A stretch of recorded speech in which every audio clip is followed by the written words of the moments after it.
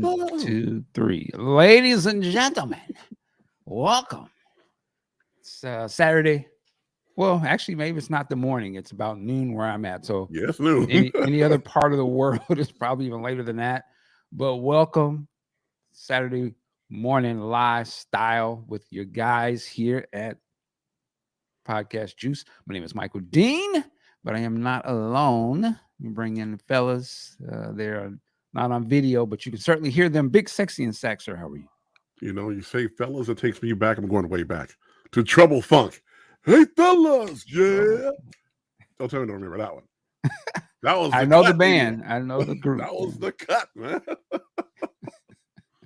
Post-turkey coma. Yes.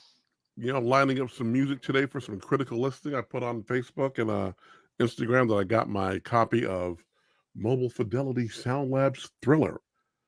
This is supposed to be the one. Yeah, Thriller 40, huh? No.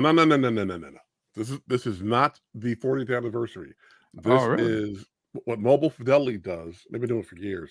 They will license certain albums and remaster them and put them on their label with their mastering process. It's always a limited run. I have two Bill Withers ones. I have Marvin Gaye, What's Going On. I have Let's Get It On. And they did Run DMC Raised in Hell on Super Radio TV. Oh, damn, sounds great. That's what's up. This is supposed to be the one on vinyl, so we're gonna find out today. Okay, and we'll see people trickling in. Welcome. Shout out to show them some love here. Put it on the screen. What's up, Nick? Deja. Terrence Franklin. What's going on, sir? Of course, Dr. Claw. The doctor's in the building. What's going on? Now exactly. How are you gonna get it? Exactly. You're gonna be talking shit the whole episode. And also the other voice you hear is Mr. Ant Pooh. Sir, how are you? I am doing great. I went and had a chiropractic appointment, got that first thing in the morning.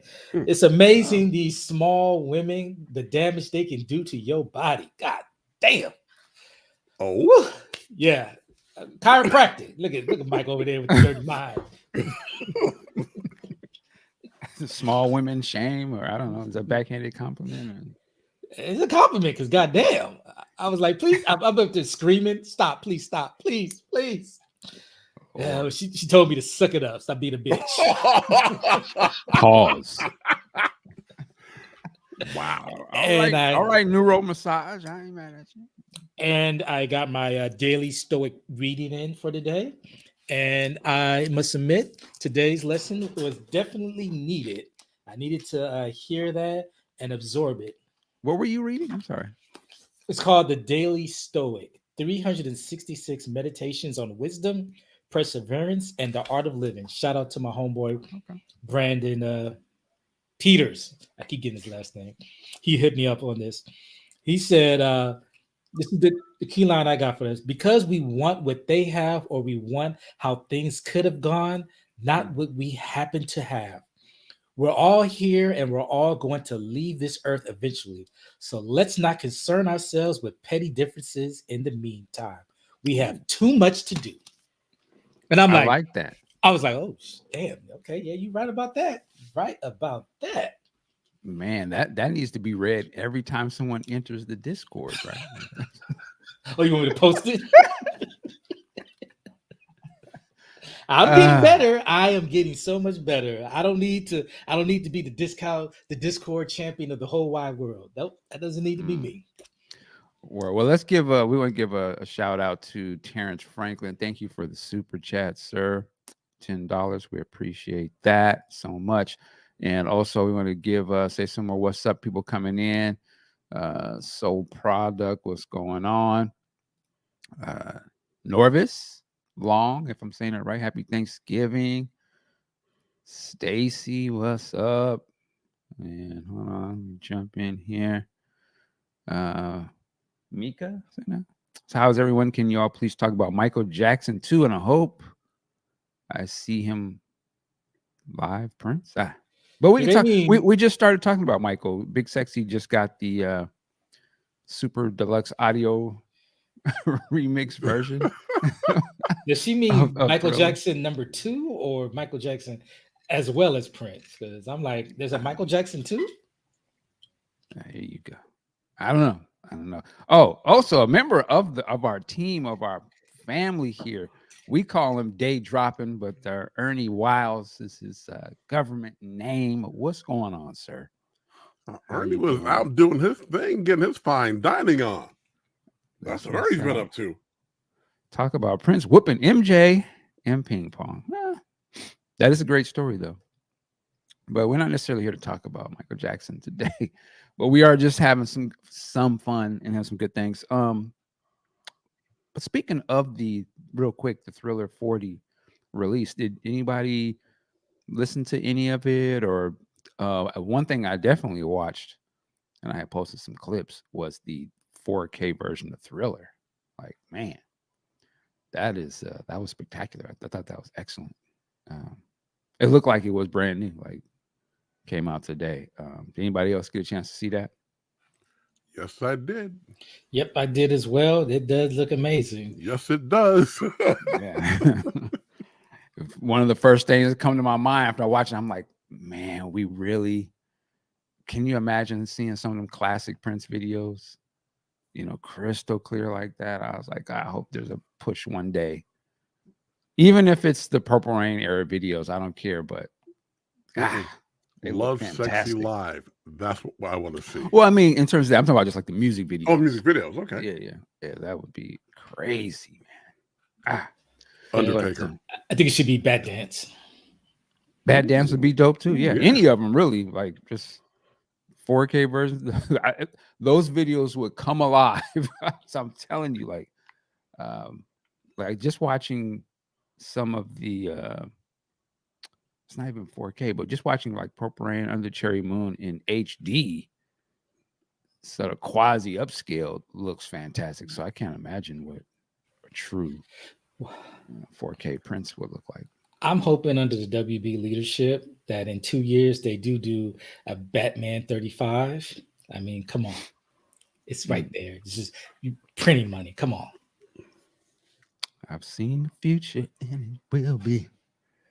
Well, people saying it was show bits of the 4K version of Thriller. You know what?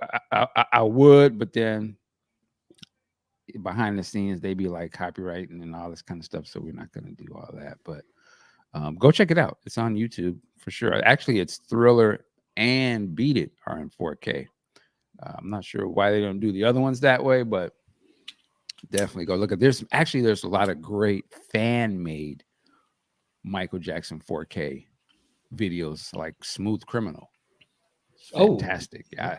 And that's why, I mean, you got to give it to fans, man. Like if them people don't want to do it, they'll do it. There's some talented people out there that, get down. So maybe we got to say that to some of our Prince people. If there's some Prince fans out there that's really into video and up converting and all that kind of stuff, man, mess with some of Prince classics, man, and put that in 4K for fans. On the low. We looking at you, Nisa. Make it happen, sis.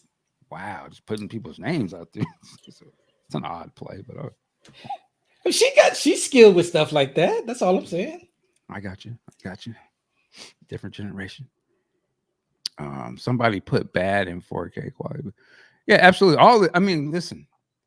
If you go on YouTube and search like 4K music videos, just in general, there's some great stuff, like some great Maxwell stuff in 4K. It looks dope, man. I think it's too sidetracked, but have you seen the mashup Bad with Prince and MJ? No. Oh, I gotta find it. Somebody put them together in a video doing Prince doing his spot. Of course, it's dubbed over and whatnot. But I thought that was hilarious that they did that, knowing the backstory of that song. Interesting. All right. Well, before we get into I was watching Sign of the Times last night. See it hundreds of thousands of times. Actually, I was watching it was the video that came with the Sign of the Times Super Deluxe, the home video from the New Year's Eve performance at Paisley Park. And just watching it, And when it has like cats up there and Wally and Brooks and stuff. And as I was watching, I said, you know what? This kind of is, and I never thought about it before, but it's kind of like Prince. I was like, you know what? This is 1999, but it's just all of that condensed into one visual thing. Like Cat would be Vanity, sort of the presence of it, it's the female, and then those other fellas were essentially the presence of the time. And they're all on stage with Prince at the same time, and they are sort of doing the things that you kind of remember. The time was the fellas with the suits, big dudes, yeah, doing the thing, and then of course you have the sexiness of Cat, which you kind of like the sexiness of Vanity, and then Prince is sort of intermingling with all of that. And I was just like, he's actually, in my mind, I was like, wow, this is kind of like the time and Vanity and Prince, but it's just all melded to one. It's still kind of showing the same sort of visual components that were separate, but now they sort of he condensed it all into this one package. He's able to intermingle with both of them, all within the confines of the Prince thing. Like, instead of them being sort of separate pieces of it, I just felt like he really just brought it all together. I just never thought about that until last night. I was watching. I was like, oh, okay.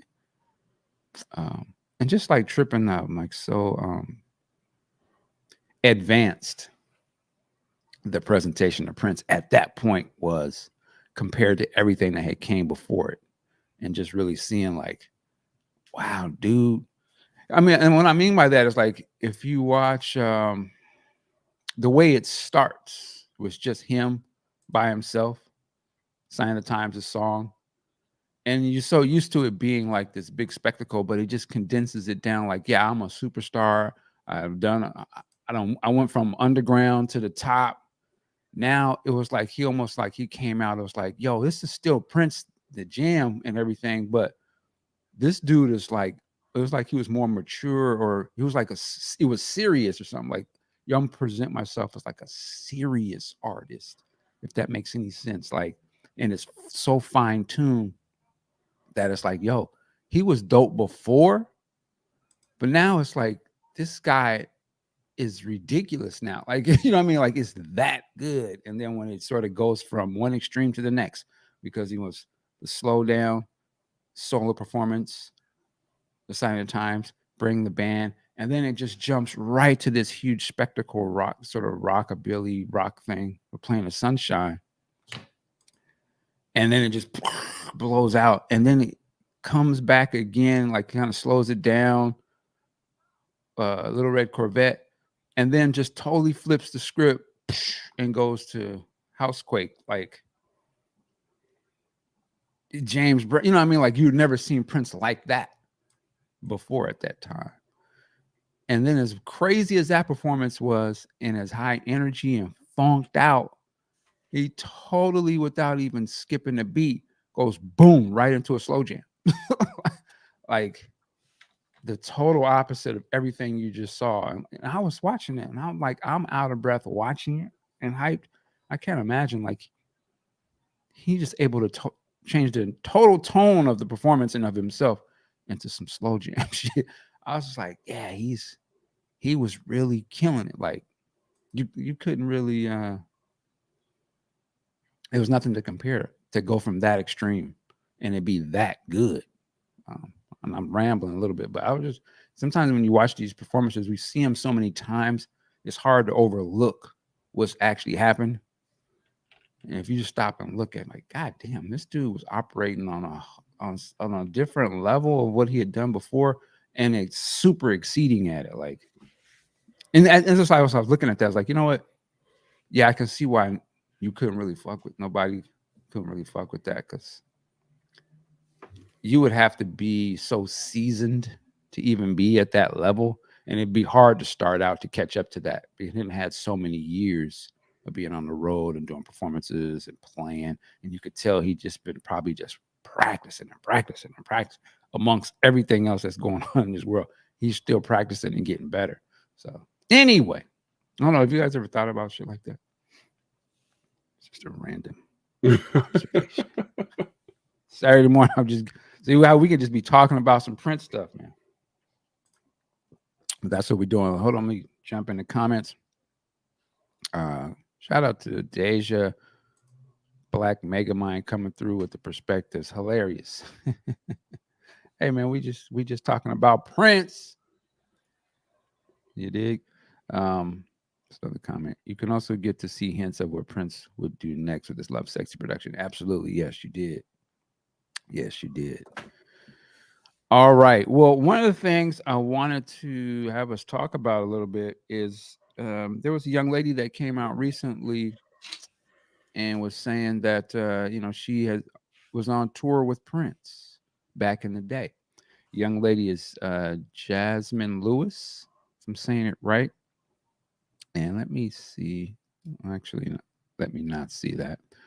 So I wanted to play a little bit of this and get you guys' perspective.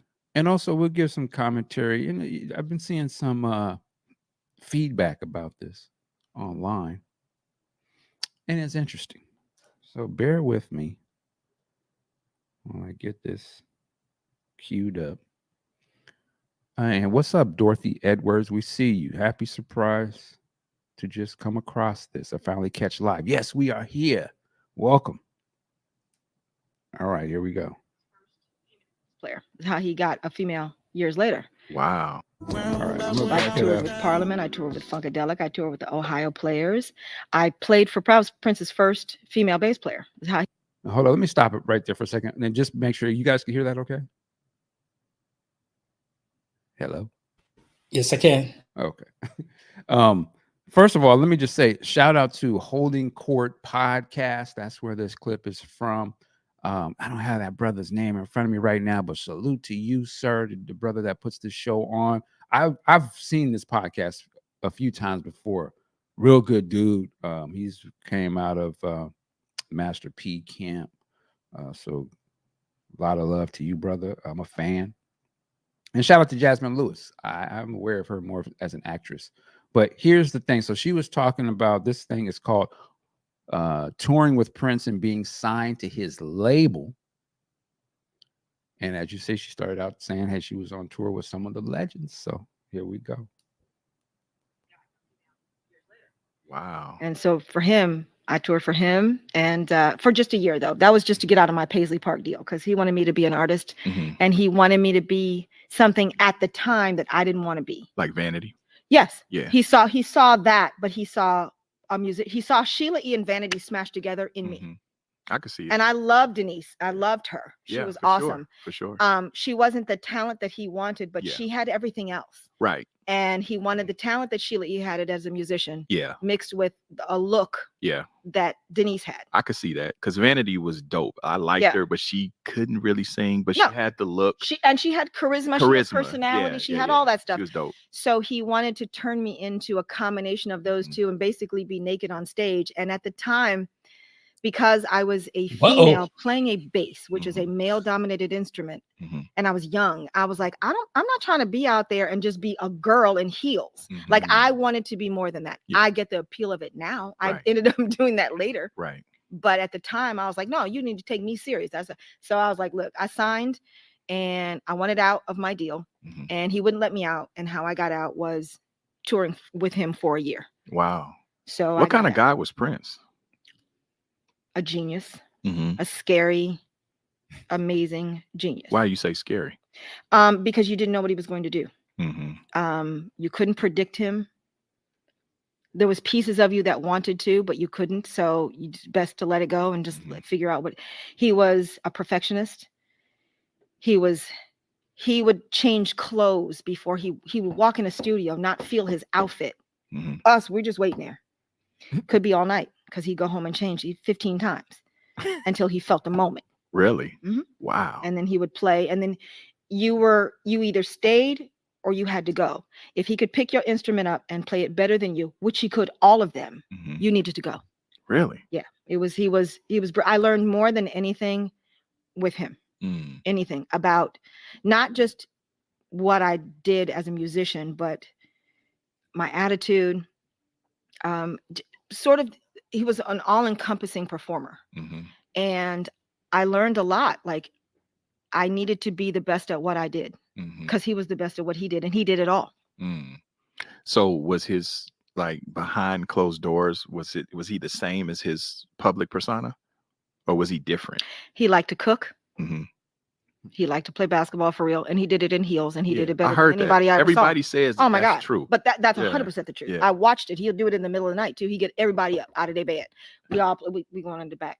He lived in, he had a place in Beverly Hills at the time because we used to record at Larrabee West, which is in West Hollywood.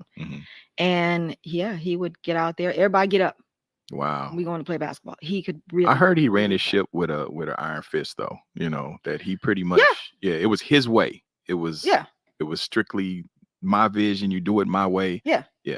That was never a question. Really?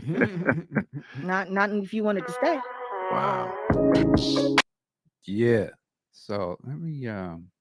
So that was Jasmine Lewis. We were listening to the Holding Court podcast. That was just a little bit of her interview with them. She also has some stories, or one of the ones is about Michael Jackson as well, among other people. But what would I say? I remember her specifically.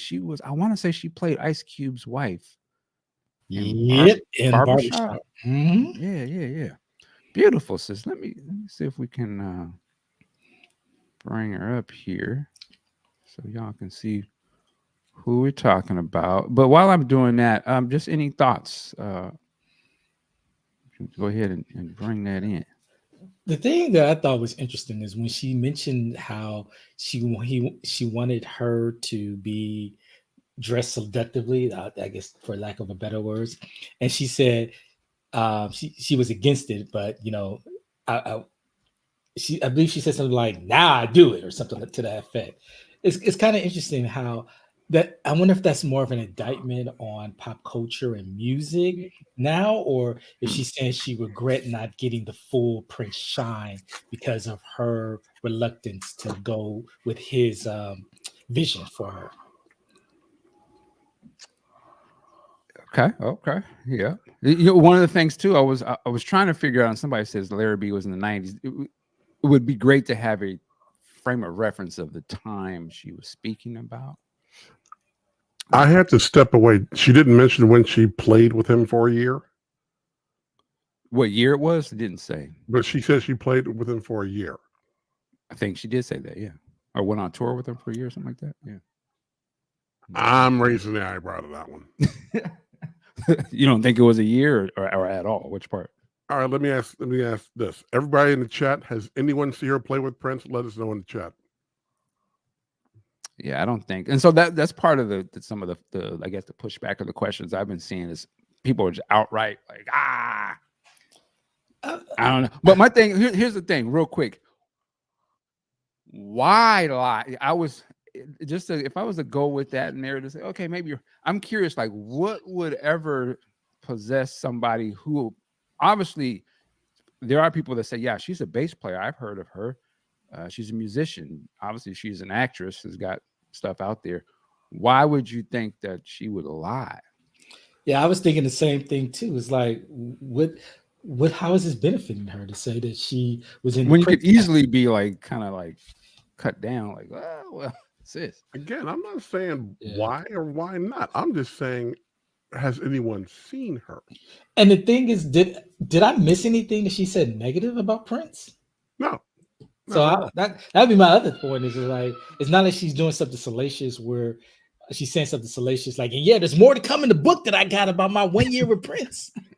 But it was essentially like, yeah, I work with Prince. This was the opportunity he presented to me. I wasn't feeling it. Now I would do it, with the mindset now. And I'm like, this is kind of interesting because I never knew that she had this affiliation with Prince.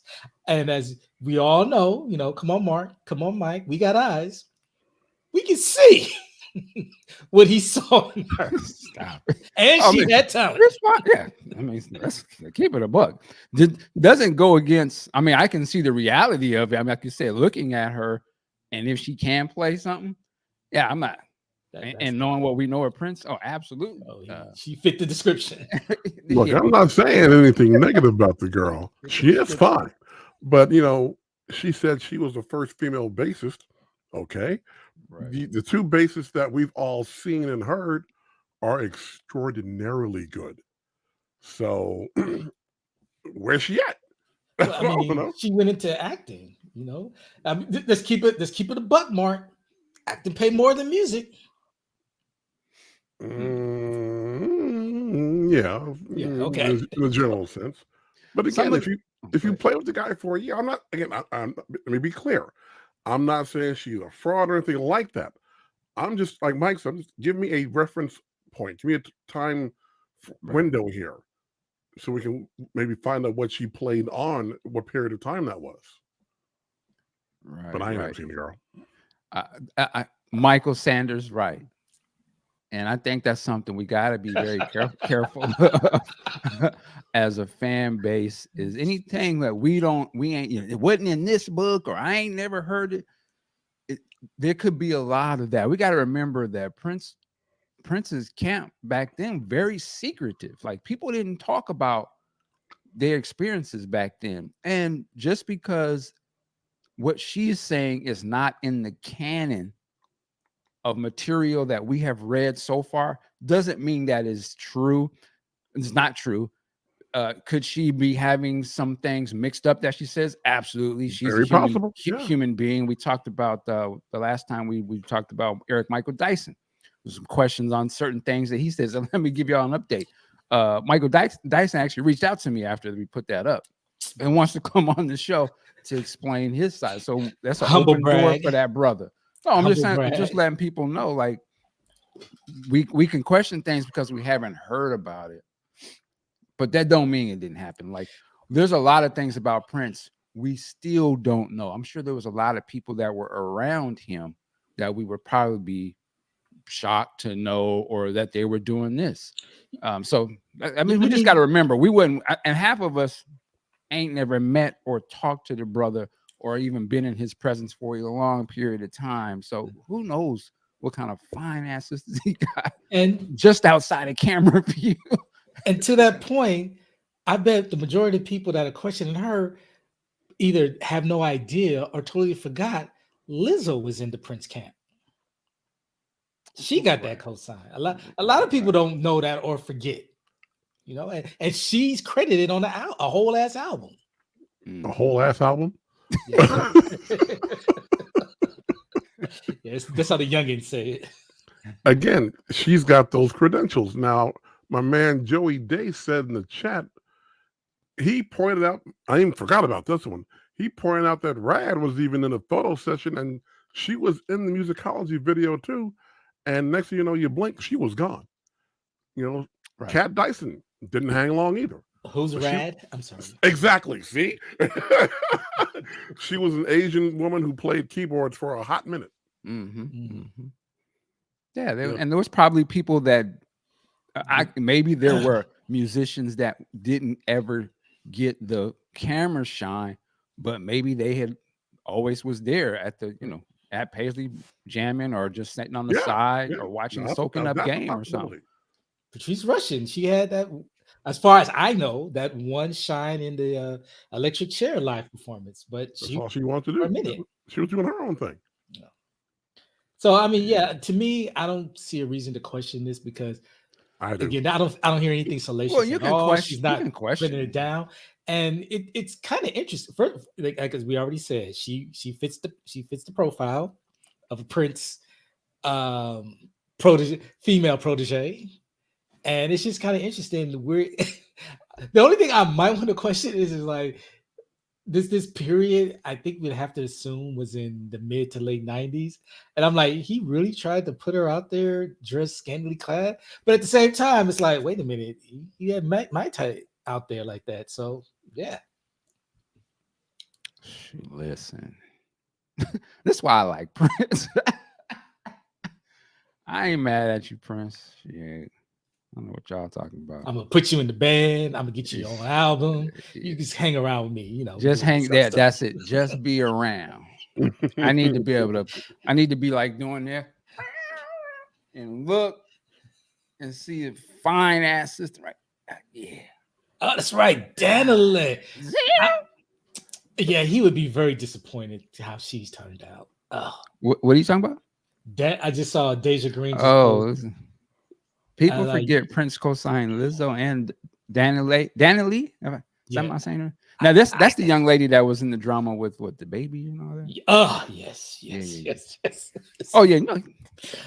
I'm be honest. How you go from Prince's girlfriend to the baby side chick and all the drama that came with it? But hey, that's your easily.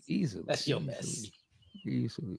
But I guess you're saying, Deja, yeah, he definitely kept some beautiful ladies, talented ladies in the circle. And now we didn't always know about his as he should have. Why would we know all about his business? Right.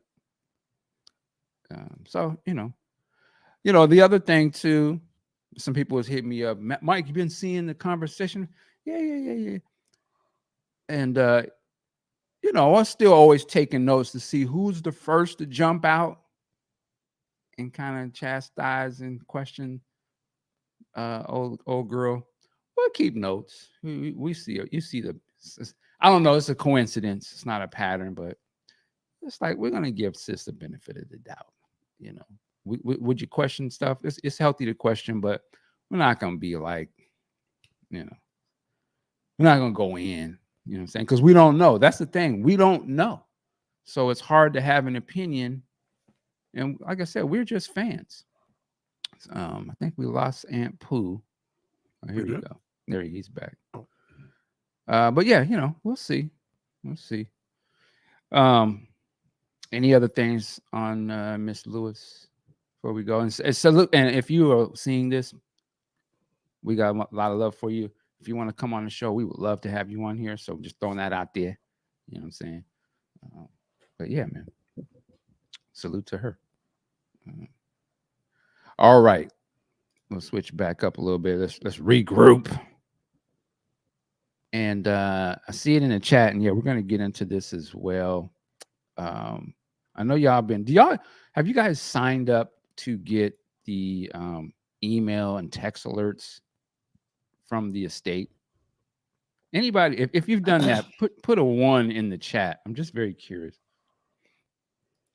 And let me say too, to whoever runs that account for the estate, y'all on your job.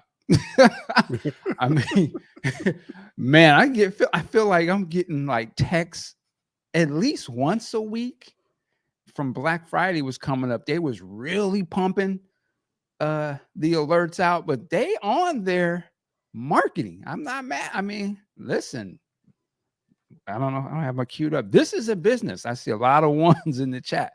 Am I wrong that they really be pushing out the alerts for products and services or products? That's what we wanted to talk about a little bit, get you guys' opinion. Let me bring it up here on the screen. So recently, is there a specific topic we can suggest one? We're talking about the products right now. So we're talking about the merch, the Prince merch. And the question I had asked online, does it seem like the state seems more focused on the merchandising than anything else, than the music, for instance? So here we go. This is the new one that just came up that I see people talking about. These are scarves, silk scarves, 100% silk. What's the line Prince says in Adore? 100% something. Come on now. Oh Lord. Chat, can y'all help me out? $130 for a scarf? Listen. That better be each one of these scarves better have 1 strand from a Prince outfit or something. Hilarious. A strand of his hair in that one. I said outfit. See, you take it all weird. Yeah, that's real disrespectful. But come on, man. The parade Prince symbol, black and white, 100% silk, collectible scarf. It's only $130. Yeah, Stacy, Egyptian something. He says it in the song, but anyway, I see this. Damn. And a part of me is like, you know what? Go on and get y'all money. A part of me is like, I respect the hustle. But the other part of me is like, have that, but we're still here for I'm here for the music. Like, and of course they're selling the music, but I don't know. It's starting to feel a little unbalanced to me, and I could be wrong. Thank you. 100%. What does it say? 100% silk imported Egyptian lace. Nothing, baby. I said nothing, baby. That was the okay. I nothing gotta can go look at those compare lyrics. to your lovely face. Anyway, but what off the top, Big Sexy, you gonna get you one of these? No. Come on, man. It's gonna be winter time for the player. You can have it, circle around. First of all, that's not long enough to be working around my neck. Hilarious. Full on ascot, maybe. There you go, like rolling. Kind of like pull that off in court. But there are things that the state has sold in the past and for some reason aren't selling anymore. Like, for instance, the tambourines or the, what do they call it? Tambaraca, those things. Those would be evergreen. They will always sell, in my opinion. Get those back out there. Yeah. Okay. It's like an instrument type of deal. Yeah. I mean, and then I don't know. So I'm looking. I'm also looking at the. Here we go. This is the proper. Where's my mouse? Is this the proper pronunciation? 100% Italian. Well, that's huge. Wait a minute. Egyptian lace. Look at the measurements on it. 42 by 42. God damn. That's big. That's big. I thought it was like do-rag size or something, Hilarious. Well, that would be a great product on one hand. I mean, as much as they selling stuff, Prince Estate do-rag, that kind of, come on. And that could be a part of the pimp Tootsie Roll. Yeah. You know what I'm saying? And they have a picture of Prince with his, bandana tied up. Yeah, come on, man. 42 by 42 is good size. So I gotta fall back on this one. I may have to consider this now. See, there you go. Okay. Listen, merchandise is great. However, announcements of events should have a great voice. Those of us who live a distance away fail to get the information in time, so we might enjoy the events. Just saying, how much merchandise does one need? Just saying. Yeah. I'm not against the merchandise. I understand, part of the argument would be, hey, we have to be able to make money to keep things going. I totally understand that. I just think to me, I wonder if it feels like some of the merchandise kind of seem off brand to what you think about Prince, maybe. Like, I don't know. But again, I don't know. Well, around the musicology era, he had he was rocking the suit with the scarf or whatever they do, the pocket square type thing. But I'm just saying, like, bro, for the ladies, why don't you get some of them low-rise jeans he was wearing in Under the Cherry Moon? Like, come on, I'd get it for my girl. That'd be dope, or something like that. But the scarves, I'm like, okay, there's gonna be some diehards that'll get it, but that ain't something I'm looking for. Now, them jackets and coats. Yeah, they got jackets. Let me see if I can bring that up. You dig? Oops. Uh-oh. While I'm doing that, y'all talk amongst yourself. How about that? Let me bring them. Here we go. Now, what about these joints? That MPG, I kind of admit that looks nice. That looks fly. How much is that going for? Let's see. Well, sir, 259. What is that? It's a Prince NPG line parka. Well, see the way my bank account is set up. They also got these dope ass $230. Third Eye Girl black Yeah, panel I'm not denim jackets. You know, I'm with not the feeling back. that at all. Come I'm not a on, denim man. jacket wearer anymore. You know, you got that joint. It's not bad. You dig? They got sizes. Oh yeah. Damn, a triple X in that one. That's like a blanket, a denim blanket in that motherfucker. Let me stop. Let me stop. Y'all accuse me of fat shaming. Yeah, I mean, a lot of this stuff is cool, man. Like, I'm not mad at it at all. And some, prices are going to be what the prices are, I suppose. I guess this is the thing. If you feel like it's a right match, I just feel like sometimes it just. Remember, I don't know if some of y'all remember Cafe Press. I don't know if you remember that. It was like a website where you could just, like, if you were a content creator or you had a brand, you want to put your brand on stuff. They have all these, like, we got jackets and t-shirts, and you just slaps your logo on. Sometimes some of this kind of feels a little bit like that. But then sometimes they'll do stuff that's like super exclusive as well. I guess it's just a weird thing with Prince because he was so meticulous with his style and everything was so always on point, and you would never question like the stuff that he was presenting in terms of the price and the value. And it'd be hard to replicate that feel, I guess, when you just like, yeah, here's a scarf or some bed sheets or something. Just like, Now I'm gonna go there. Or the robe. Let me see that robe. The robe killed me. But go ahead. What you gonna say? I gotta do a line stepper. If they were really trying to, move some merch and sell, as well as make a statement, you know who they need to go get to design some of this apparel, right? Mr. Kanye West. That would be the collaboration everybody want to see. No. Hey. Oh, Mike. No. I thought Mike froze for a minute. Can you imagine that? Oh, Lord. Back during the Purple Rain tour and all the subsequent tours, I noticed that the merchandise tables were always a ghost town. Whatever they had was gone. I'm going back to Purple Rain.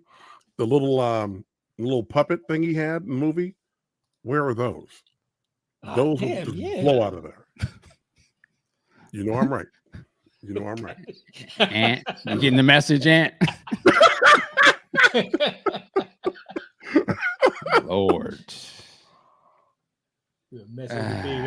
Trying to get this sound like everything canceled. Is perfect right now, Deja.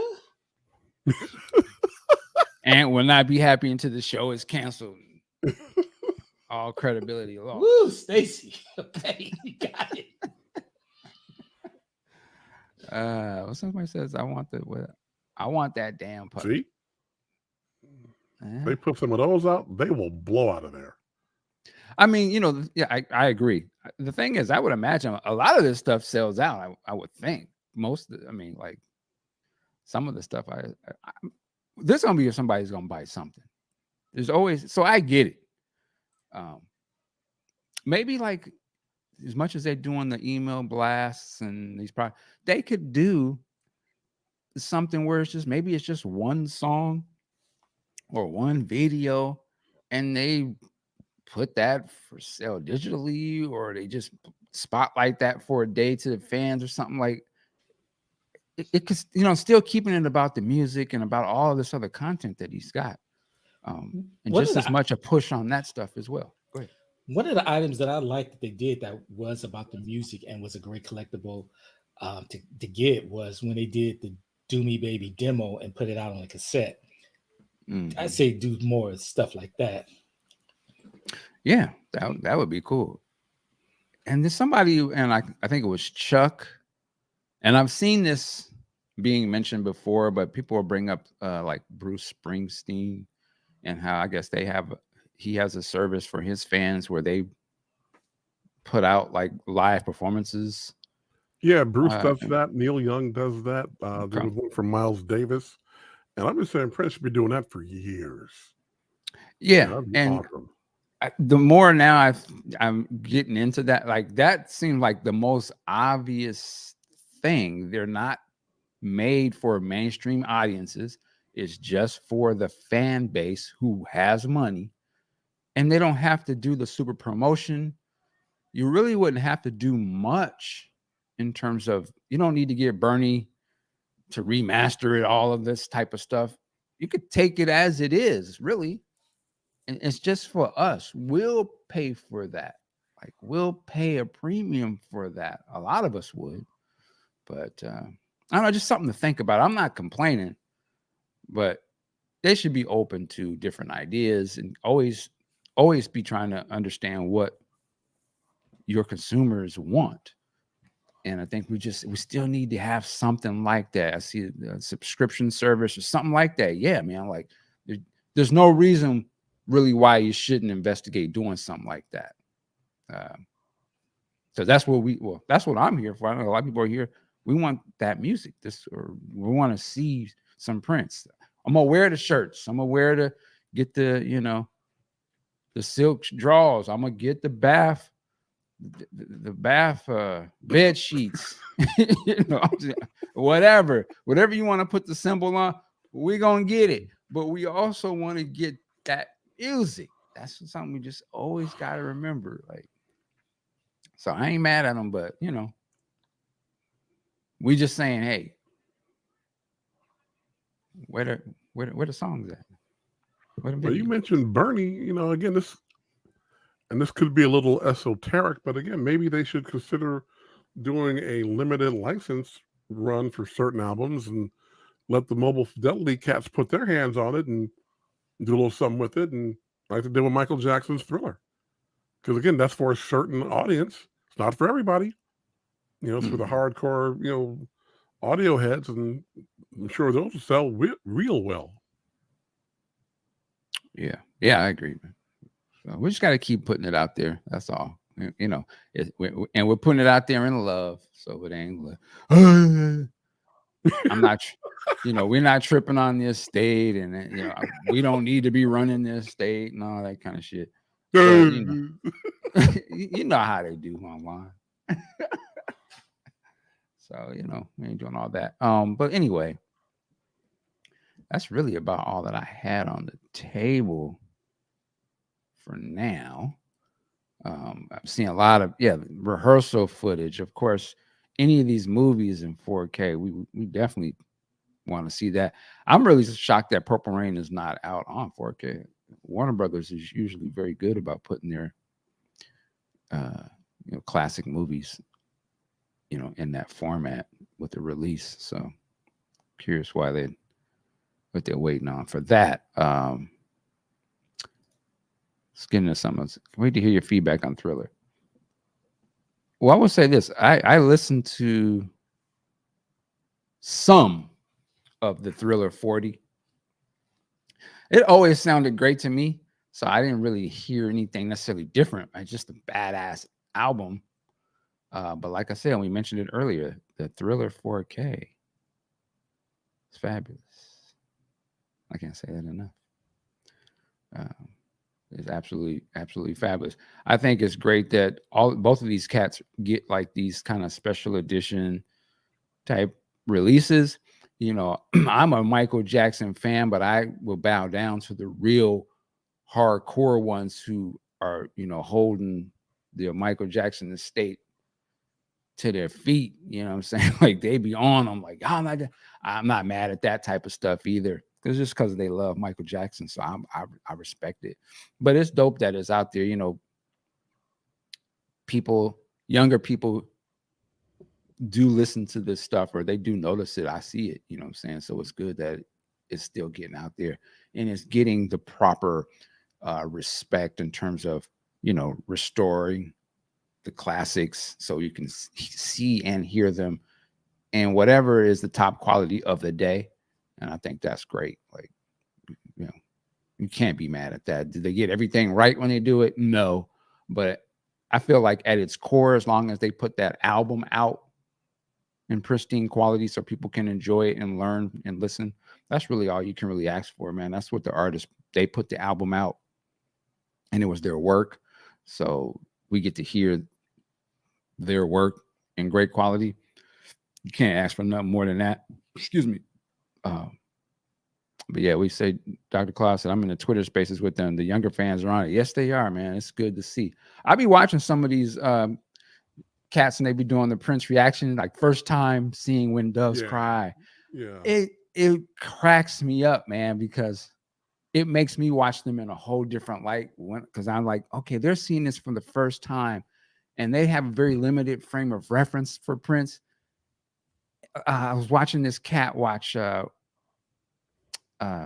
Kiss video, and I've seen that so many times. Most of it I'm not paying attention, but he was like so taken aback by the way the video started. When Prince just simply just comes up, he's like that, and he goes, and he just had to stop the video. He was like, that's hilarious. Like, what? He said, this brother just rose up and just like, and his frame of reference was actually, he said, I never knew what this was. I had seen this meme where everyone kept like stubbing their toe or something. And they would go, Yes. Right. And so for him, he was like, that's Prince. And he just like the way he's like, it was so funny to him. And I was like, it is kind of funny. I forget how, in a good way, Prince is funny. Like if you watch that video, he's hilarious in that video. Just the stuff he's doing. It's just like, I've seen it so many times, so you don't think about it, but it is funny. Like his mannerisms and the faces that he's making and the way he grabs the girl and like kiss on her neck and stuff. It is so hilarious. It is so unique. Again, there's no other men that looks like it, particularly in 2022, to see that. They were like, wow, so I appreciate it, man. It's fun to see people reacting to these videos. I don't know if you guys want to say something. Jump in.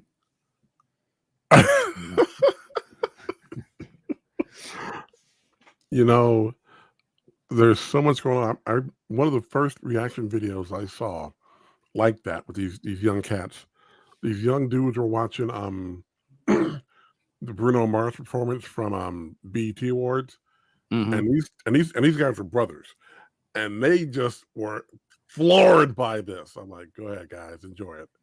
So again, we look, like you say, we're looking at it through a different lens than these young cats, and they'll see things like Kiss, 1999, be like, whoa, okay, I get it now. That's great. Yeah. And it's it's as we get older, and it's cool to see the fashions and just the styles and how people react to that today, and how some of it may still be here coming around. But that's the great thing about some of Prince's videos, man. They were such capsules of the times, and then they weren't, in the sense of like, I would look at like some of the 80s, like the pre-Purple Rain, all the way Purple Rain Prince visually. I can see how that is of the time, the way, his style and how people followed his style at that time. And he was sort of dictating the styles. And then when you get to like after that, he sort of jumps out of like what we normally thought you could pull off and get away with on the street. Well, you're not going to pull off Christopher Tracy in some of that, because that was on some real superstar. Like he was, and so it's funny, like he was of the time, but then it wasn't. Like there was no one dressing like that at that time. Like even like his influence was changing because people were, the culture was shifting more to sort of the hip hop type of look, where Prince was like taking it to a whole other thing. And so it's just interesting to watch. Like, wow, he looked like that. That would look spectacular even today. Like you would, like if a brother came out dressed like Christopher Tracy today, you'll be like, whoa, and we say whoa back then. so it's just cool. Like on a certain hand of him, he was always like, he was. Well, outside of everything. Go ahead. For me, maybe because I was younger and because I was the MTV generation, when you seeing all that, I didn't go whoa with Prince. That was just kind of like SOP. You got Mike and Boy George and Duran Duran having this androgynous look. It was just like, oh, okay. For me, I felt like he was high class in it just a little bit. Because especially if you look at his clothes and the slick back, going with that whole Parisian look. But I get what you mean. Yeah. Well, yeah, you like Love Sexy and Love Sexy was the whoa. Yeah, no not one the, was. That's Christopher Tracy. Yeah, well, that's what I'm saying. Like he goes on, starts to go beyond. Like, yeah, you're not gonna be able to rock that. Like that's on some other shit. That's nobody's style. That's Prince. It's almost like Prince style was the 1999, all that, and then he goes beyond that. Where like, man, that's not even Prince style. He's on some other stuff. Like, okay, this is Paco Rabanne and all that stuff. Yeah, whoever. He's on some other stuff. And it was dope though. It was just like, yo, okay, with the polka dot suits and and then he looked dope, but nobody else can pull it off. Right, that's what I'm saying. And then when you get to even in the 90s, you're not gonna. Ain't nobody with nobody that did it that it was on some. He was actually able to make having your ass out be on some player shit. Like as crazy as that sounds, like it was still like he was fly though. No one else would be able to be fly with their ass out, not unless she was a chick or something.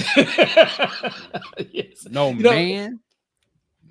It's so funny because a couple of years ago, Billy Porter was at one of those award shows and he had the hat where it looked like a curtain and it would open up and everybody's like, oh, that's just fly, oh, that's just fly. And I'm like, that's just Prince redo, because I remember he had that same hat back in the 90s. Not with it mechanically open it up, but he had the My Name is Prince video with the gold thing over his hat. Yeah, but nobody else could pull. Clearly, nobody else could pull that off.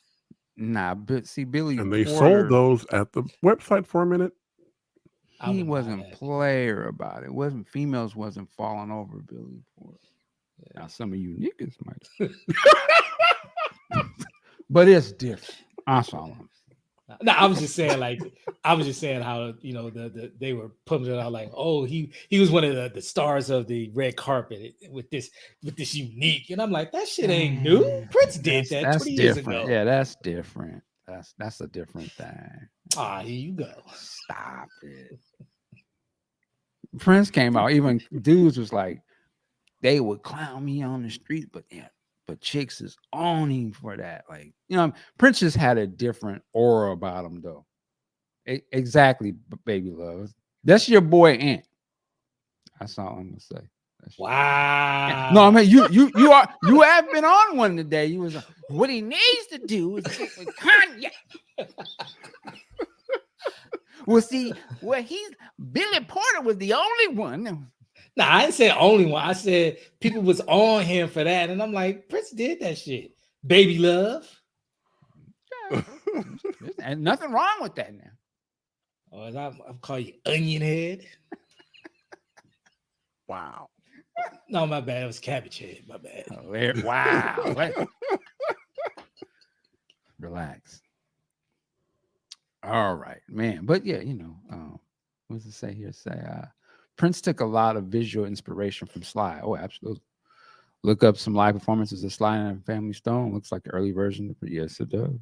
Yes, it does. Look at Sly and the Family Stone just blow up Woodstock. They stole the show. Really put them on a map. Yes.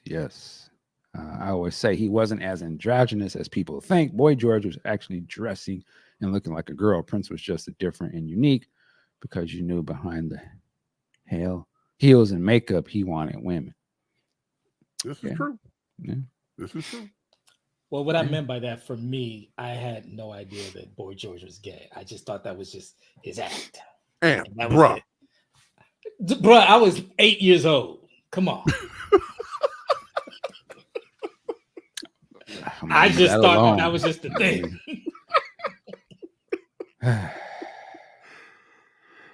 So they was doing that back then, huh? I had the kids, huh? Oh, Interesting. wow. Michael Dean said that one. And Pooh. Well, I'm just going off of you. And Pooh too I'm cool going for off that one. your experiences, bro. I'm just going to that's your experience. I'm just talking about your experience. Oh hell no! Don't even do that. You know damn well you listen to some Culture Club. Stop that. I mean, I might have flipped past it on the channel. Oh. Come on, chameleon click. Yeah, but it's okay. It's okay. No, shout out to Boy George. I almost said Bob George. No, Boy George is dope. I ain't gonna front. I ain't gonna front. That time, Clock of Your Heart. I mean, they ripped it from the reggae, but still, that one hit. Okay. Was that on the cover? No, but it's clearly influenced by reggae. You can hear that the sound in there. Yeah, man. It was Prince had us here, Ron. Yes. A shout out if you haven't already check out our Switch the Style Up episode. We talk about some of the early Prince looks and influences, whatnot. But yeah, man. So I don't know. We're just kind of rambling. Anything else you want to get into before we get up out of here? Since we're here. Wait a minute. I just see something at the bottom of the screen now. From Soul Product talking about Adam Ant's influence on Prince. I would say Adam, and I don't know the timeline, but I would say Adam influenced Mike more, or Mike influenced Adam, because they were both rocking those Sgt. Pepper type band jackets for a minute. That's what I think of whenever I see Adam Ant. Goody two shoes. I guess I gotta go look up Adam. I mean, that might be before your time. Before your time there, player. He the weird looking dude with the ukulele, or what? Isn't that Adam Ant? No, that's definitely not Adam Ant. That ain't the one I'm thinking of. No. Adam, I only know just a few songs of Adam Ant, just because seeing on MTV. He only got a few songs. Okay, to me, in my mind, I'm like he was the good version of what's my other guy? Hey little sister, you's the only Billy Idol. To me, I see. Again, I don't know much about both of them, but one is like the coked out, evil warlord version. That was more like the pretty boy. Like he's having fun, but they both seem to have very similar styles to me. But I could be. I was like, man, don't put that on. I'm like, nah, he probably was coked out. Oh, well, Billy was successful. Well, Billy was he had cuts, but he scared me though. Visual, I just what? Kid, why I without the face. This is like a white wedding, like that one. Start again. Okay, I'm looking at Goody Two Shoes. I don't. Oh, wait a minute. Yeah, that outfit does kind of give me some Christopher Tracy vibes. You talking about Adam Ant? Yeah, this Goody Two Shoes at the 1 minute 15 mark. I'm looking at this outfit. I'm like, oh yeah, that kind of does remind me of Christopher Tracy. Now y'all saying that Adam Ant? Yeah, he was on Motown 25. Wow, yeah, I don't remember that. He came out. He did the first or second cut. He did a Supreme song. I think he did "Where Did Our Love Go?" And I remember looking at it way back. I'm like, the hell's he doing here? Huh. Well, then I guess he was official. Like he had he was co-signed. You wasn't gonna be on Motown 25 if you wasn't. Yeah. Love 6071 said Billy Idol and Adam Ant was like Prince and Michael Jackson, white versions. I was like, wait, what? Hilarious. I guess I gotta listen to some Adam Ant. I could kind of, in a weird way, I can see what they mean by. Name 3 Adam Ant songs. Thank you. Well, no, it's not. It's just. I think this is about the feel of them. Like, okay. You know what I'm saying? Okay. One is kind of, I hate to say darker, but one's a little more wilder than the other, I suppose. I can see that. That's funny. Now I guess we're on our 80s conversation here, but was that Andre Simone was overlooked. He invented new wave funk genre. Interesting. Okay. I can't speak to that, but definitely that's my man. Andre Simone. Dope. That's, just to speak on cats like that. And I put Jesse in the same category. Dudes like Andre, Jesse, and I'm sure there's more. They can't be forgotten as we talk about Prince and those times back then. They was just it was just as big in the scene of that Minneapolis funk and all that as Prince, in my mind. Like, just as much as we should continue to talk about Prince, but you can't forget about Andre. You can't not be talking about Jesse, especially if you love that kind of style of music. Them dudes was, to me, I look at it, and I said this before, the same way when you say Dr. Dre and that era of the Chronic, you would have to say Warren G is just another, Warren, like, I'd say it this way. Warren G was the Jesse Johnson of the G-Funk era. Like, he was in that camp. He didn't come out. He didn't release no records as a part of the Death Row camp, but he left it and went and had his own success. And his shit was, in my opinion, some of his songs just as fire and, relevant of that style and sound. The same way Jesse, to me, like, he went solo, banging. I remember people was arguing who was better, Jesse or Prince, at that particular time, because Jesse, he held down the Minneapolis funk sound when Prince was going on a different direction. And that first Jesse album, that was the banger in the streets. Like, forget it. Yes, Tanja, Jody Watley, that was Andre. That was banging. And that was hits. Still a thrill. I'm looking for a new love. Man, that's another album. We'll have to talk about this at some point. Like, if you want to hear that style and all that, go get that Jody Watley album produced by Andre Simone. Man, I think almost every track on there is banging. It's dope, man. Y'all remember Jody when she came out solo like that? Oh yeah, shut it down. Yeah, her and Janet were going neck and neck that year. Yeah. Then when she came back the next year with was her and Rakim, was it Friends? Hold on, that's you said something I ain't never heard. It wasn't that big a hit as the other, but that was monumental because it was like, okay, they done got Rakim, like, and hip hop was popping. And then you got Jody, which she came from a different era too. Shalimar, and man. Yeah, that was a dope collab, man. Yeah, people kind of forget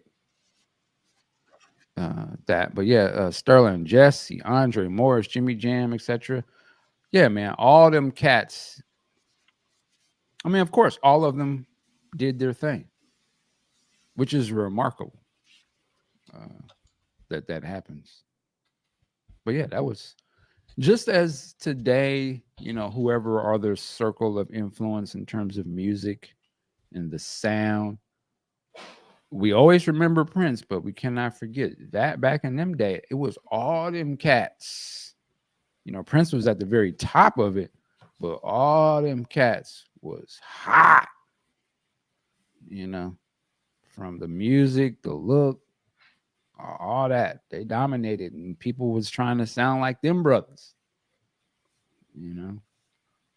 So you can't never forget that.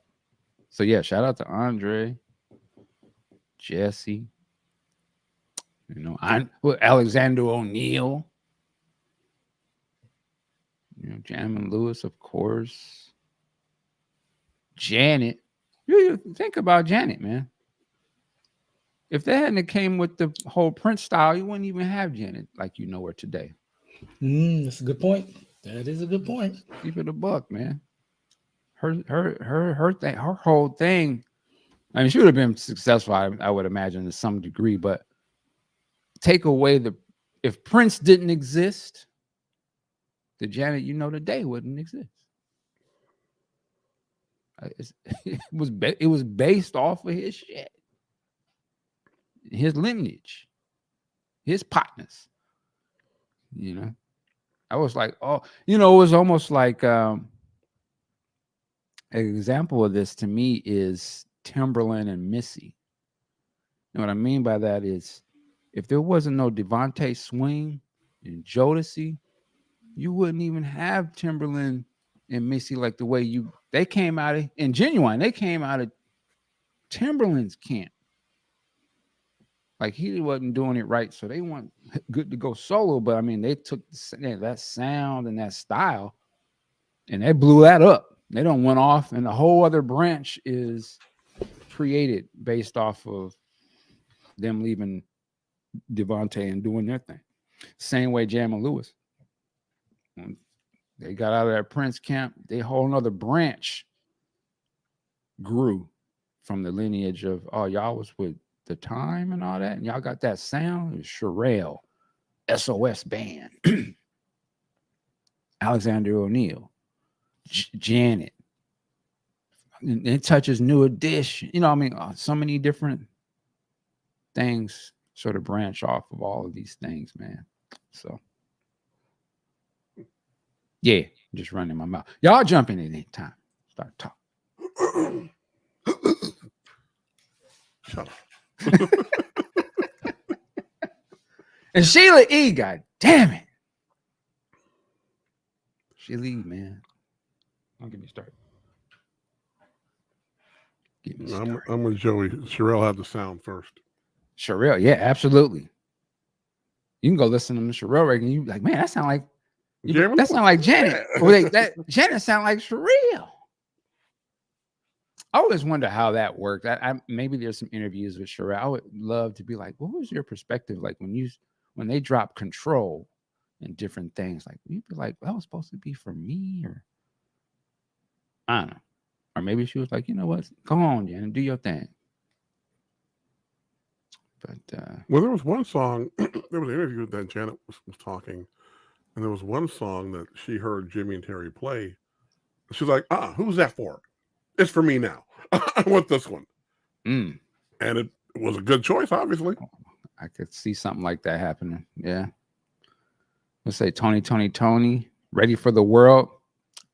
That's right. Direct influences.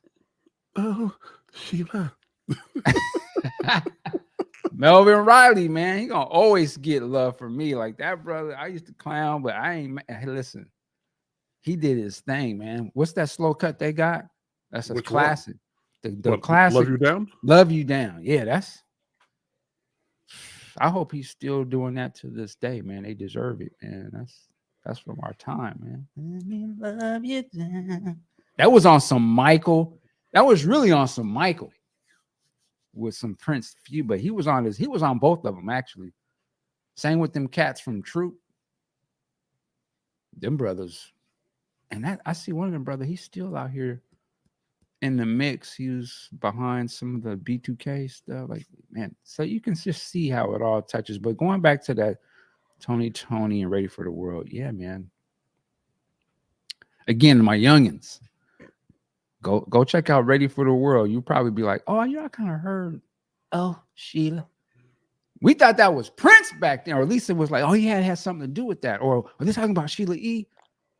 They ain't have nothing to do with them. But they were just influenced by him. Cheryl Lynn. I remember, yeah. You put on Got to Be Real, party's jumping off. Absolutely.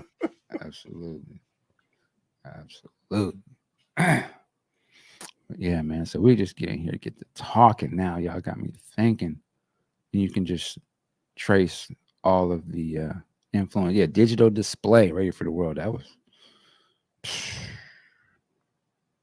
I used to clown though when it was at the time they came out, but I was secretly like, I was on my Billy behind some. Nah, Billy. That's how I was at home. Like, yeah, them niggas doing it.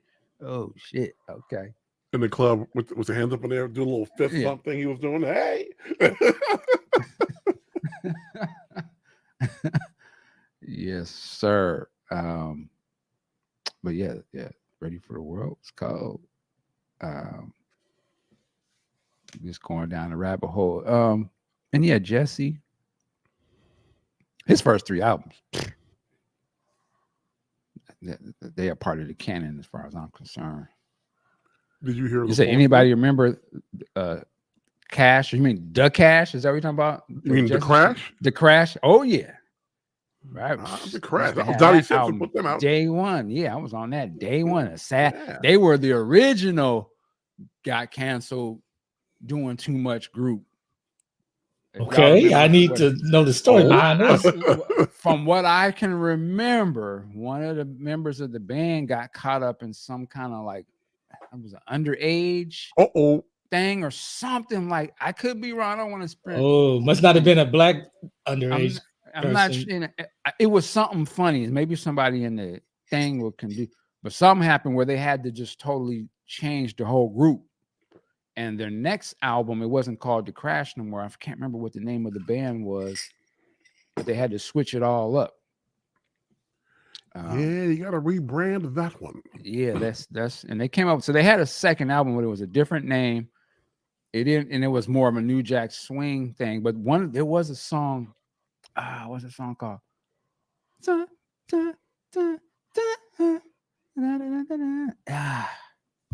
I can't. Cool School. That's the name of the band. They became Cool School. What's the name of that song they had? It was a video for it. There's a video for it, and you can hear the Jesse in the song too. And it was kind of rapping and singing. Oh, You Can't Buy My Love. That's it. Yes, Michael Sanders. There you go. Yeah, that's the cut. That was the cut on that album. But yeah, they was done after that. I'm going to have to take your word for that one. Yeah, check out. They used to play it on BT. I remember because I was on that group, man. I was like, these brothers is dope. And it was all Jesse. Yeah, go get that out. That album is actually on streaming now. Of course, Maserati. Yeah, we definitely remember Maserati. Process and the Do-Rags. Yeah, Stomp and Shout. Yeah, man. Yeah, so I saw the name Tamara in the Scene. Absolutely. They have that first when they first came out. First album was banging. Yeah, what was that? The first song was a hit. Affection.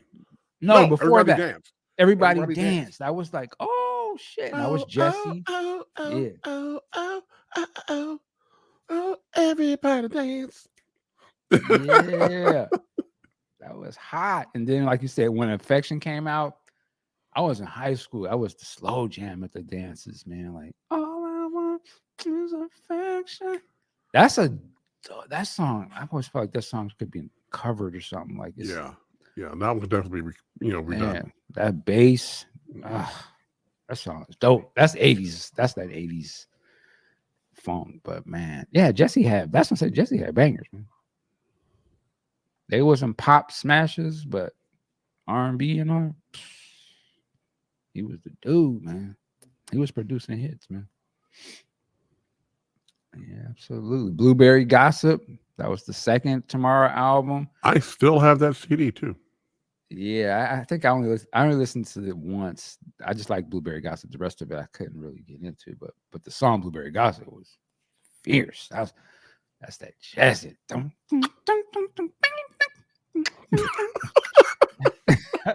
was cold.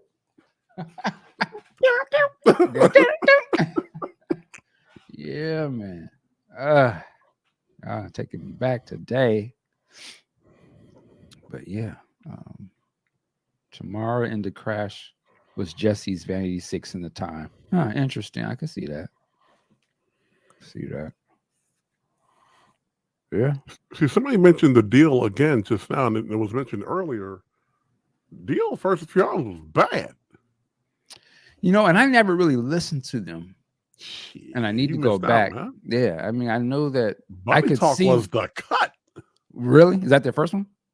I believe Body Talk was the first one. Okay. Body Talk was the jam.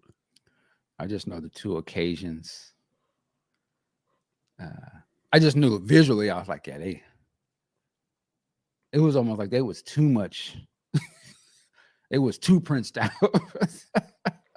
Yeah, I saw a little bit of too much eyeliner back in those times. Damn.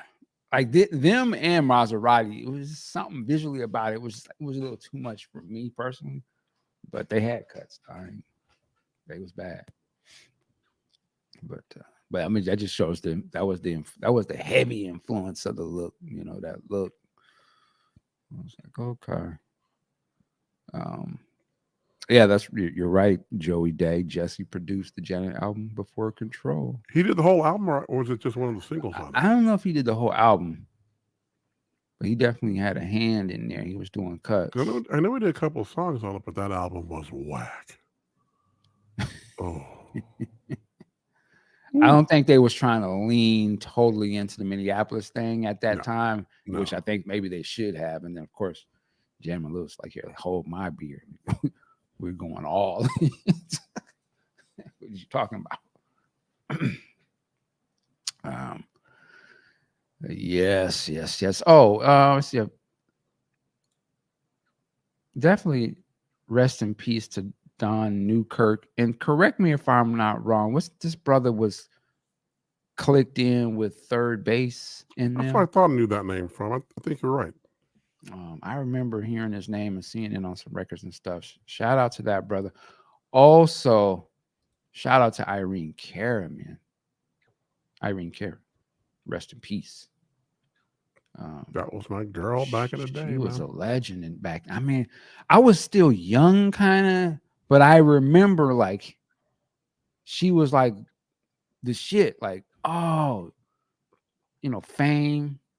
I was too young to really, or my parents didn't really watch Sparkle that I would see it, so I didn't really get to see that. But I remember just kind of seeing it in passing. The joint that she had with Flashdance. Mm-hmm. Like, yeah, she was dope, man. In my mind, I sometimes get her a little confused with Ray Don Chong. Ray couldn't sing. I know, but I knew them both more as actresses and things. So in my mind, I thought of them that way. But yeah, Irene Cara, man. Salute to her, man. All right, let me lighten the mood a little bit here. Kenny Crockett comes up with Vanity and Wild Animal, which was banging, and Skin to Skin, which was not. That second album with Skin on Skin, oh, that was whack. Whack. But Wild Animal, banging. Wild Animal, is that the one she had the song with Morris? Yep. Mechanical Emotion, yeah. Mechanical Emotion. That was kind of cut. They should have had a video for that. It could have been even bigger. But yeah, Vanity, man. Which says Irene fought for her music ownership and was blackballed from the industry as a whole because she wouldn't let them steal for. And yeah, wow, I didn't know that. I didn't know that either. Interesting. It kind of felt like you didn't see her after a while. I wonder if that's what happened. Man. Yeah, man, there's a lot of, it's easy to forget sometimes all the people that came through the game, you know, music that we loved and stuff back in the day. You don't hear much from them now. But they're still out here. But yeah, salute to her, man. She sound like she was one of the early ones fighting, you know, for ownership and things of that nature. So yeah, salute to her, man. What a feeling. That's how. What a feeling. Dang. At first, Flashdance. Flashdance was the shit back then, man. Remember Flashdance? That just dawned on me. Like, I just remember the opening and the dance scene. That's about it. Yeah. The final dance. Maniac. She's a maniac. He played on Songs of Key of Life, too. No, that's Michael Cimbello, man. Michael Cimbello. Come on. Who? That's when you had them songwriters was actually the ones that was being spotlighted. Yes. Michael Cimbello, man. He played on Stevie albums, Songs of Key of Life, and I believe Talking Book, too, man. Come on, man. You gotta do better than this, man. I'm not mad at him. That's some old school stuff, man. Yeah, Flashdance was the first movie I believe to show some break dancing. And did they have everybody was all the ladies were rocking the leg warmers and the off the shoulder deal. There was dudes doing that too. Oh, the Prince was rocking that, right? Off the shoulder. Wasn't he like on the first video? I want to be your lover and all that stuff. Different looks back then. See, I know I'm going to get blowback on this one. When I first saw the I Want to Be Your Lover video and he had that perm, I didn't get a Superfly vibe. I got Carol Brady first season vibe. For sure. Well, yeah, he wasn't. Yeah, I'm not mad at you on that. But yeah, I was going to say, what's old girl? Jennifer Beals. Still fine. Yeah, still get it. Is she black? Is she black or is she mixed race? Something like I just thought she's still fine. She like Mariah Carey, you know, she got that black in her, but not the features. That was one of my first, like, I guess we call it crushes, where you something on TV or something. When she was doing the maniac dance and they were jiggling. Man, that was one of the first. That was one of the first booty videos, in my opinion. Like, I was like, whoa, what is that? I never thought about that. I was like, damn. But yeah, that was Jennifer. Apparently her daddy's black. Yeah, she gets a pass forever. She was in Star Wars, god damn it. She was in wasn't she on Obi-Wan? She was in the Book of Boba Fett. Book of Boba Fett, my bad. Yeah, man, she's always salute. Garza Flip. Okay. We getting way off. We said flash dance vibes on Graffiti Bridge. Yeah, I could kind of see that. It was a flash dance when the one where to pull the thing down the water. She made a lot of money for strippers back in the day. Yeah, that's what I'm saying. That was the first P Valley. They were like, "Oh, Players shit. Club. We go. That's what we doing. Okay, got you." Yeah, you know, just like Pony made a lot of money for strippers in the late '90s. She made a lot of money for strippers in the early '80s.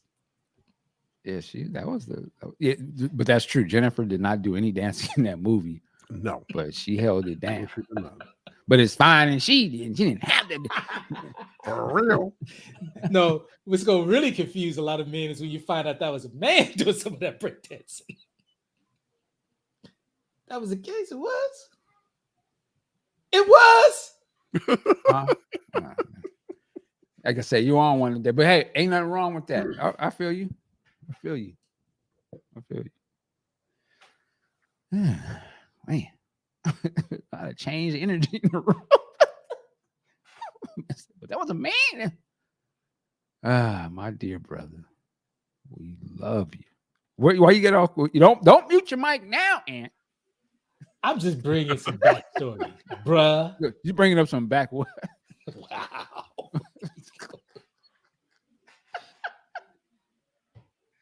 Just playing.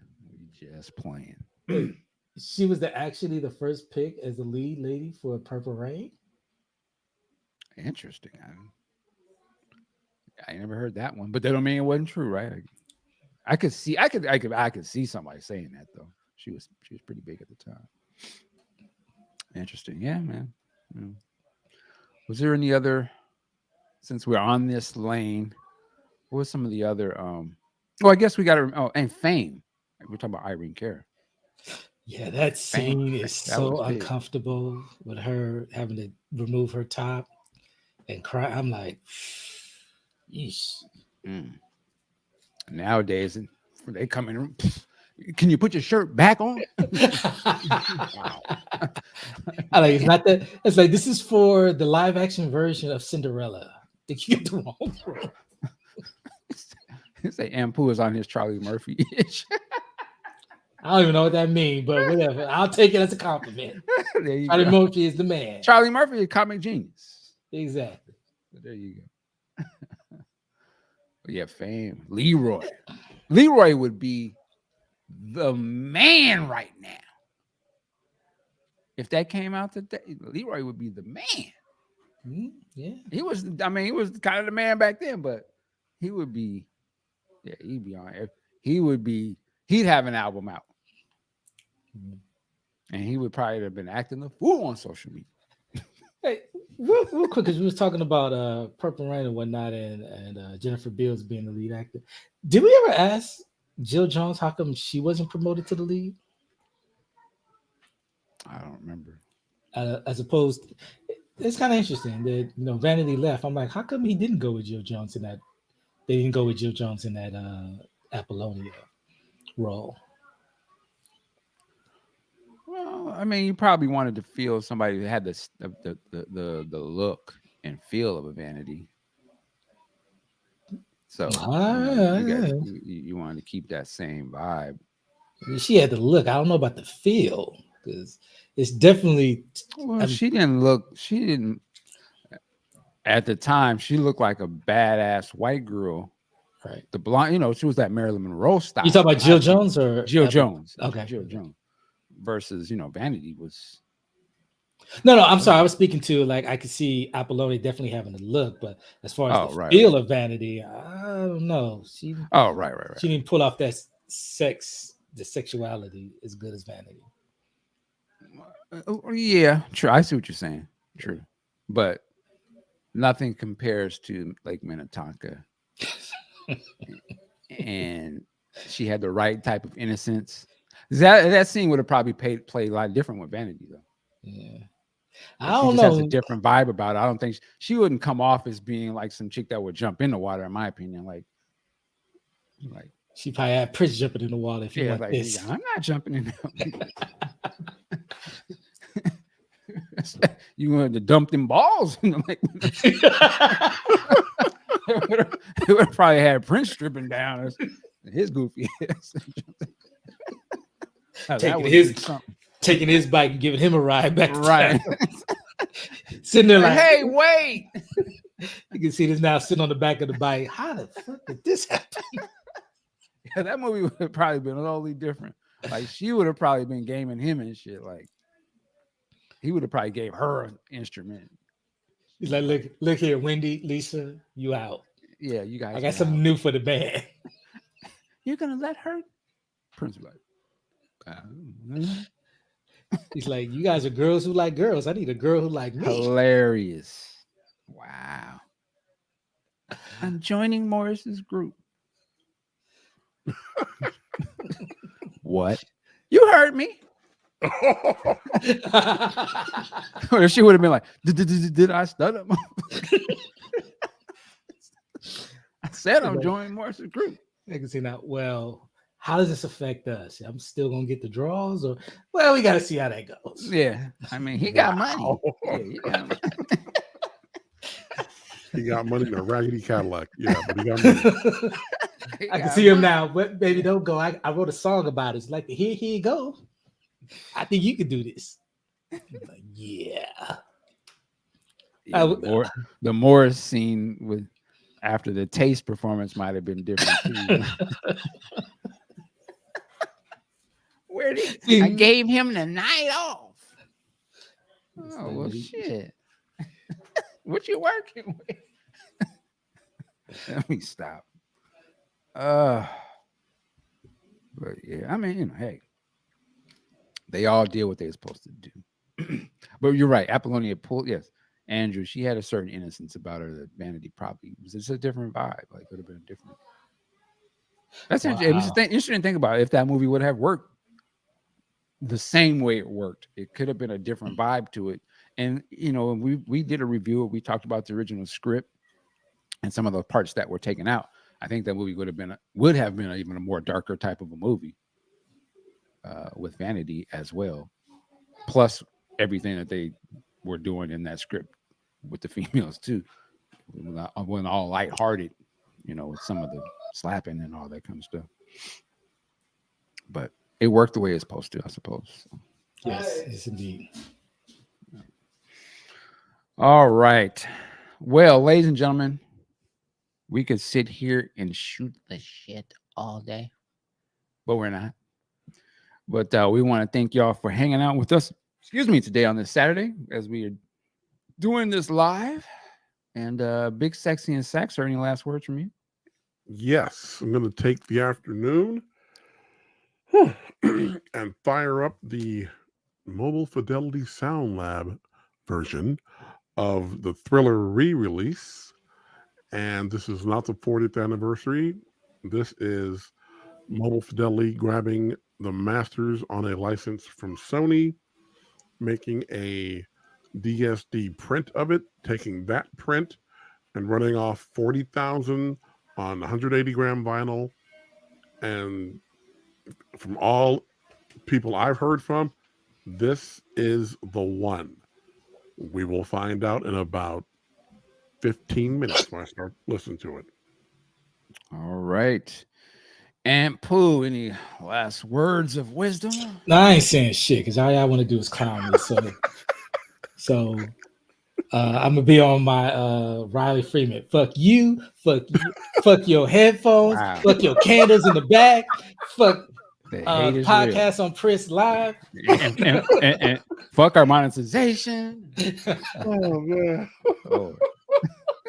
Nah, to get your white blinds. Damn. Wow, this is deep seated hate. Let it all out, brother. I love you too.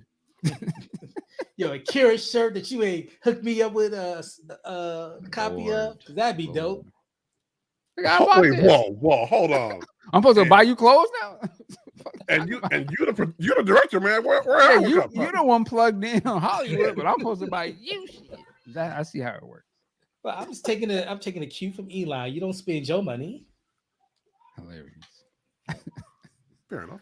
All right. Well, with that said, ladies and gentlemen, we jump in here. Jar. Right. Dot. Okay. All right. Well, I hope you guys had a good time. We had a great time. Listen, you can join our Discord. There'll be a link in the description of this video. You can get in on the conversation.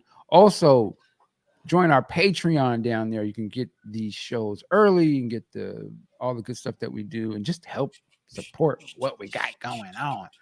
With that said, work it like a job. We'll see you next time. Peace.